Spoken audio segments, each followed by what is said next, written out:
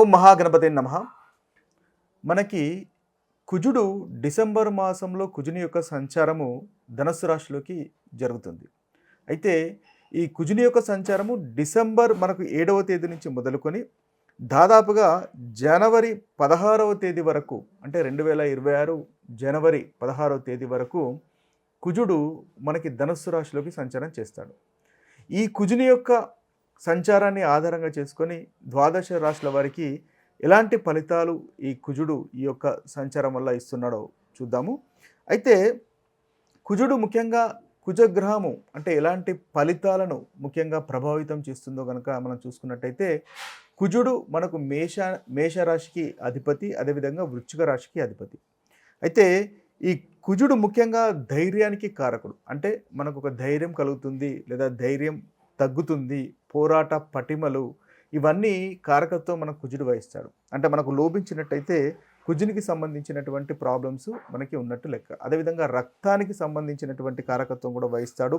చిన్న చిన్న గాయాలకు అలాంటి విషయాలకు కూడా కారకత్వం వహిస్తాడు. అంతేకాకుండా అహంకారము, తర్వాత నాయకత్వ పటిమ అంటే లీడర్షిప్ క్వాలిటీస్ కూడా మనకు కుజుని యొక్క మనకు పోర్ట్ఫోలియో అంటే కుజుని యొక్క కారకత్వాల్లోకి సంబంధించిందే ఉంటుంది.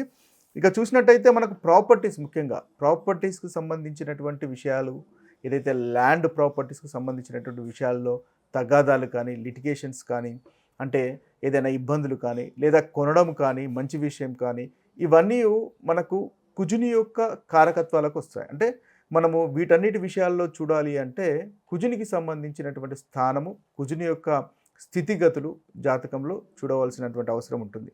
అదేవిధంగా మనకు ముఖ్యంగా అన్నదమ్ములకు సంబంధించి కూడా కుజుల్ని చూడాల్సి వస్తుంది. వాటికి సంబంధించినటువంటి ఫలితాలు చూడాలంటే కుజుడు ముఖ్యంగా పరిగణించాలి.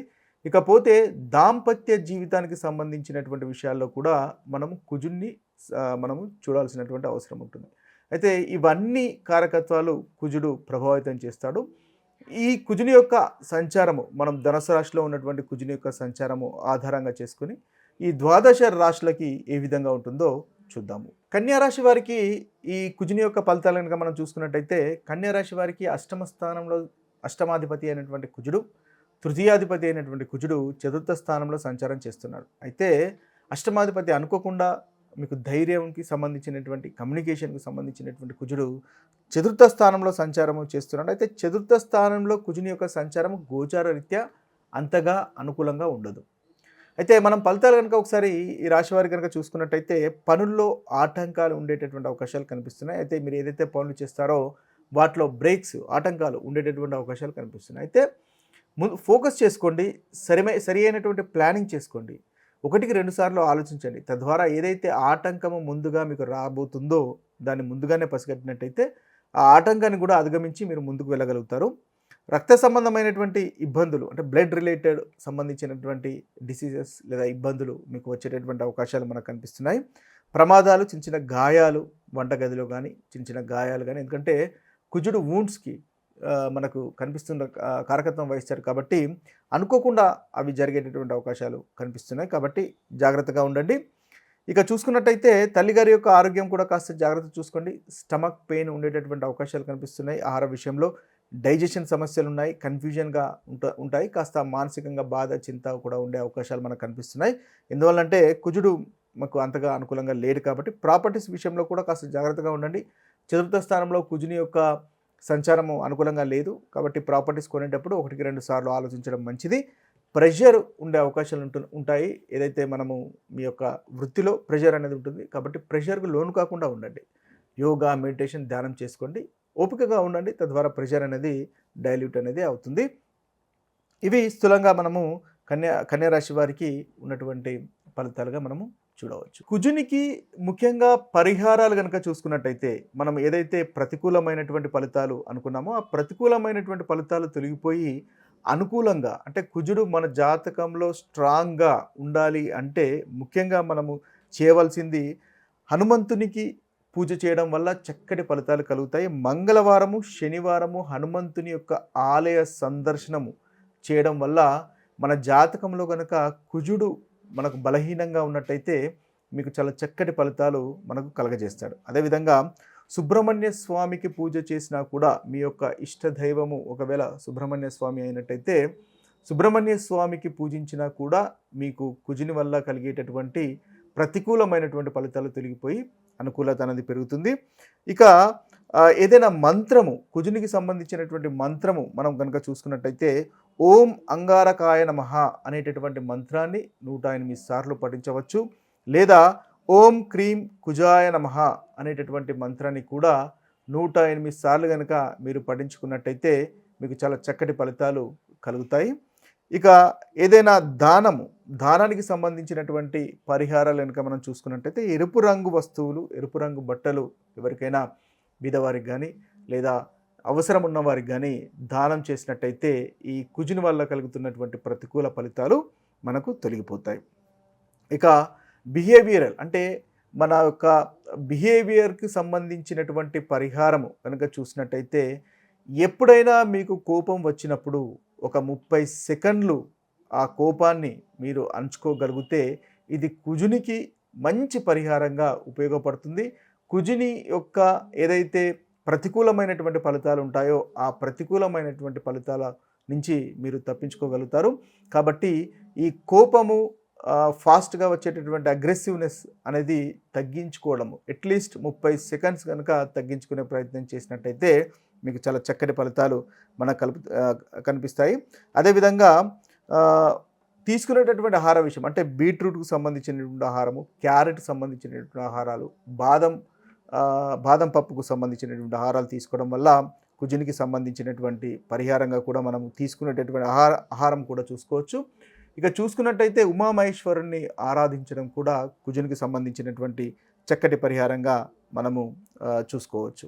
ఇక ముఖ్యంగా కుజుడు బాగాలేనప్పుడు, కోపంతో ఉన్నప్పుడు తలుపులు గట్టిగా వేయడము, తలుపులు గట్టిగా తీయడము లాంటివి చేయకుండా ఉండాలి.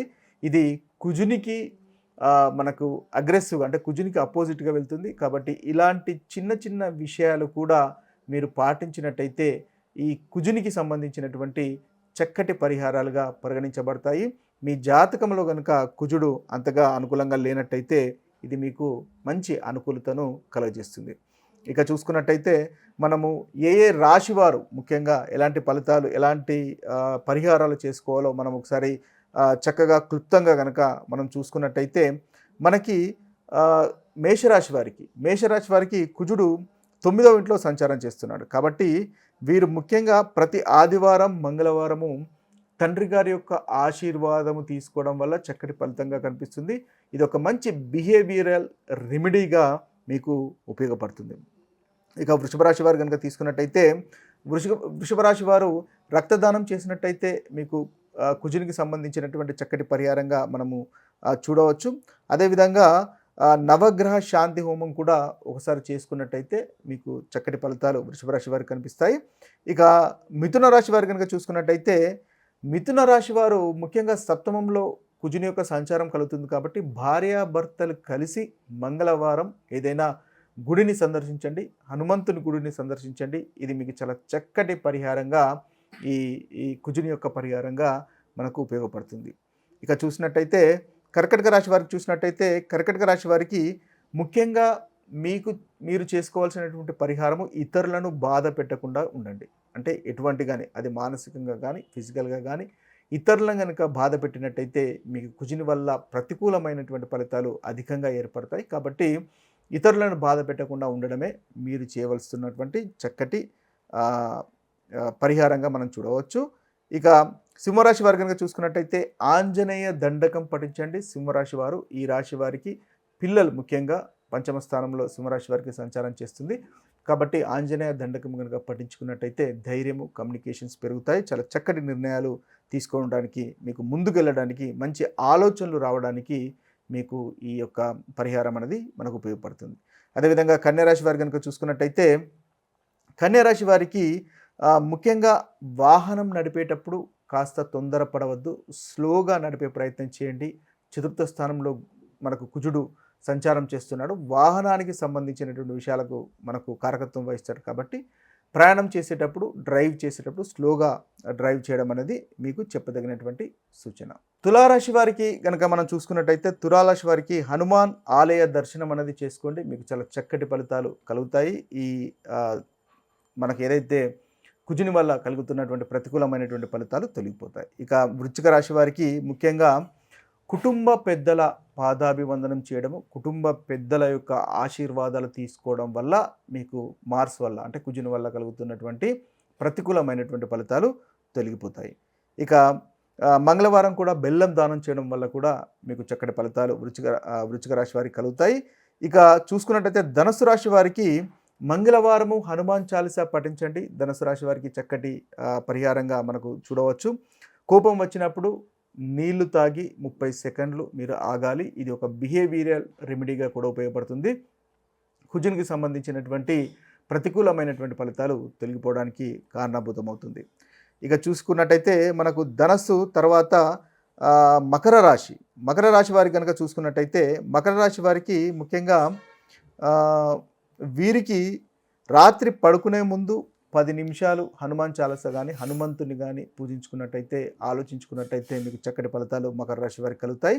కుంభరాశి వారు కనుక చూసుకున్నట్టయితే కుంభరాశి వారికి లాభస్థానంలో కుజుని యొక్క మనకు సంచారం జరుగుతుంది. చాలా చక్కటి ఫలితాలు కలుగజేస్తారు. కాబట్టి గర్వము అహంకారం పెరగకుండా చూసుకోండి. అదే ఈ రాశి వారికి చక్కటి పరిహారంగా మనం చూసుకోవచ్చు. ఇక హనుమాన్ భజన కానీ రామనామ జపం కానీ చేసుకున్నా కూడా మీకు చాలా చక్కటి ఫలితాలు కుంభరాశి వారికి కలుగుతాయి. ఇక చివరి రాశి అయినటువంటి మీనరాశి వారి యొక్క ఫలితాలు కనుక చూసుకున్నట్టయితే పని చేసేటటువంటి స్థలంలో అగ్రెసివ్గా ఉండకండి. మీరు జాబ్ చేసేటటువంటి స్థలంలో అగ్రెసివ్గా ఉండకండి. అదే మీకు చక్కటి పరిహారంగా ఉపయోగపడుతుంది. ఇవి స్థూలంగా మనకు కుజుని వల్ల కలుగుతున్నటువంటి పరిహారాలు, ప్రతికూలమైనటువంటి ఫలితాలు తొలగిపోవడానికి చేసుకోవాల్సినటువంటి పరిహారాలు. మరొక వీడియోలో మరొక రాశి ఫలితాలతో కలుద్దాము. అంతవరకు సెలవు. సర్వే జన సుజనో భవంతు. సర్వే సుజన సుఖినో భవంతు. నమస్తే.